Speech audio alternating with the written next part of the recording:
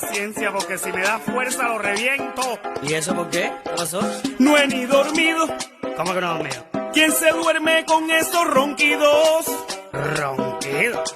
Literalmente, eres la turbina de un avión fundido. ¿Quién, yo? ¿Qué clase de ruido?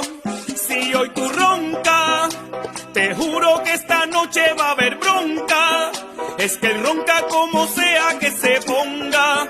Eso se siente donde quiera que te escondas. Se tragó una bomba. ¡Hey! Siento al cuarto, ya se durmió. Es una moto del 2002. Este se ha tragado a Toretto y el carro no lo cagó. Yo creo que esto ya se jodió.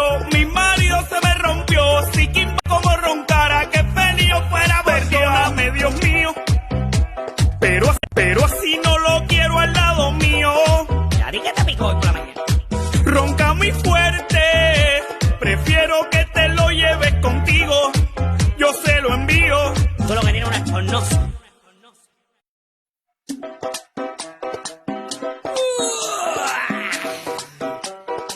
¿Cómo amaneció mi princesa hoy?